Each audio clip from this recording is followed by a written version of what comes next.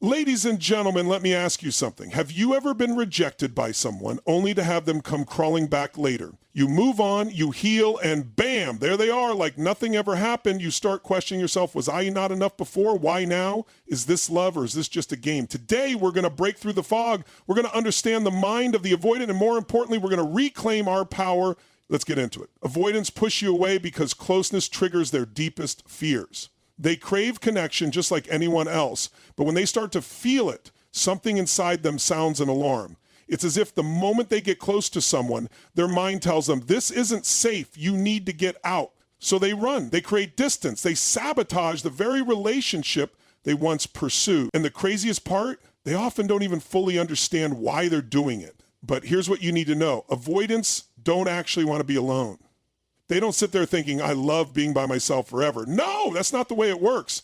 They run from intimacy because their mind tells them it's a threat, but once they actually get that distance, a new problem shows up, loneliness. They look around and suddenly there's no one there. The comfort of knowing you were always just a text or a call away, gone. The safety of feeling wanted disappeared. And this is where the cycle begins. At first, they convince themselves they made the right decision. They tell themselves, I needed space, or that relationship was suffocating me. But time passes and something starts to shift. That initial relief turns into an emptiness they weren't expecting. They might distract themselves for a while, work, hobbies, maybe even another person, but nothing quite fills the gap like the connection they had with you. And as they sit with that realization, the same mind that told them to run now tells them something different. What if I made a mistake?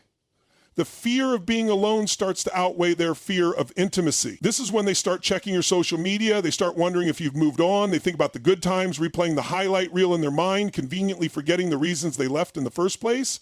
And that's when it happens. They come back. But here's the important thing.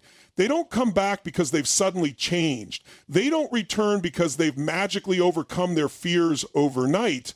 No, they return because they're uncomfortable being alone. They return because the thought of you no longer being available to them is more terrifying than facing their own emotional struggles. And this is why so many people get caught in an endless cycle with avoidance. Because every time they return, they seem sincere. They seem like they finally realize what they lost. But in reality, they're just reacting to the discomfort of being alone, not the true desire to build something real. And until they recognize and address that within themselves, the pattern will keep repeating. When an avoidant comes back, it's easy to believe it's because they've had some grand realization about love. They might say all the right things, make you feel like they've finally figured out what they lost, and act as if they're ready to commit. But the truth is, for most avoidants, it's not about love, it's about control. See, when they initially left, they felt like they were in charge. They created distance, they walked away, and in their mind, they made the decision on their terms. At that moment, they felt safe, secure, and in control of the situation.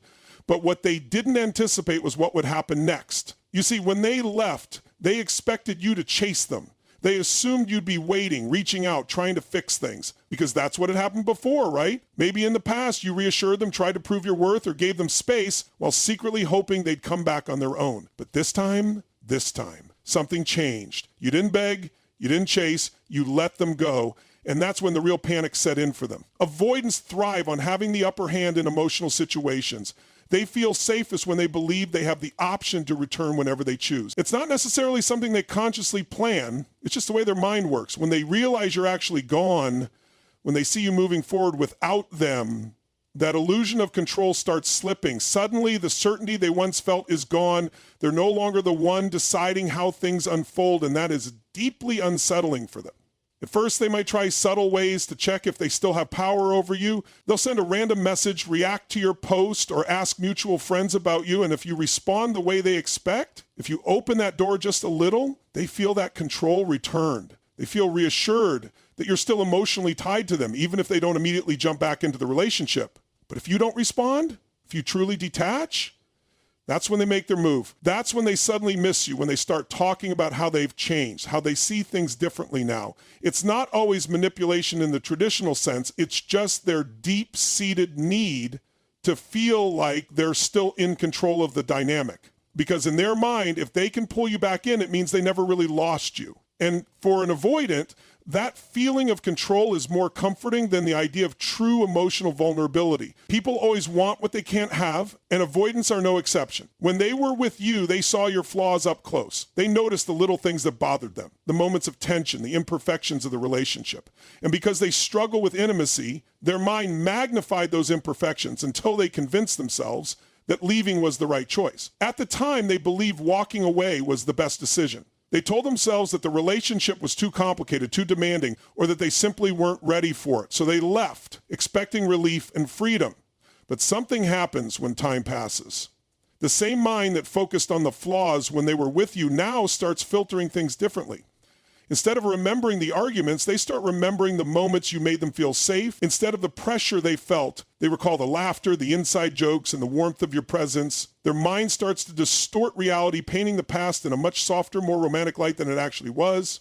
The flaws that seemed unbearable before suddenly don't seem so bad anymore. This happens because avoidants often struggle with emotional regulation. They rely on distance to create a sense of control, but that same distance creates an emotional void. In the absence of your presence, they start to feel something unfamiliar, discomfort. But instead of recognizing this as a sign that they need to face their own fears and patterns, they misinterpret it as a sign that maybe, just maybe, they made a mistake. They start to believe that the reason they feel this emptiness isn't because of their own unresolved issues, but because you were actually the right person for them all along. This is why when they come back, they often seem so genuine. They truly believe in that moment that they miss you, that they've realized how much you meant to them. But the reality is, they're not necessarily longing for you as a person. They're longing for the feeling of comfort, stability, and validation that you provided. They are chasing a version of you that exists in their memory, not the reality of who you are now. Because in their mind, you are still the same person, waiting exactly where they left you, ready to pick up where things left off. What they don't realize is that you've changed. You've grown. And the version of you they are romanticizing is no longer the person they walked away from. This moment is a test, not for them, but for you. When an avoidant returns, it's easy to get swept up in the emotions of it all. You start remembering the good times, the connection you once shared, and the version of them that you wished had stayed. They come back with the right words, the right timing, and just enough nostalgia to make you question everything. And in that moment, you face a choice. Do you let them back in, hoping things will be different this time? Or do you finally break the cycle? This is where most people get stuck. Because on the surface, it feels like a sign. You spent so much time wondering why they left, hoping they would realize your worth. And now, here they are. It feels like validation, like proof that you were enough all along. But that's the illusion. The truth is, this isn't about whether you were enough. It never was. It's about whether you will continue playing a role in a story that keeps repeating itself. See, avoidants don't come back because they've suddenly transformed overnight. They don't wake up one day magically healed, ready to embrace deep emotional connection. They come back because something in their world feels off. They feel lonely. They feel out of control. They feel the absence of the security they once had with you. And so they reach out, not because they've conquered their fears, but because they want to ease their discomfort. And this is where the real test begins. Because the moment you let them back in without any change in the foundation of the relationship, the cycle resets. It may start differently, with more effort, more affection, more words of reassurance. But give it time, and the same patterns will emerge. And the only way to break that cycle is to recognize it for what it is. When they come back, it can feel like a moment of validation, as if their return somehow confirms that you were worthy all along. But your worth was never in question.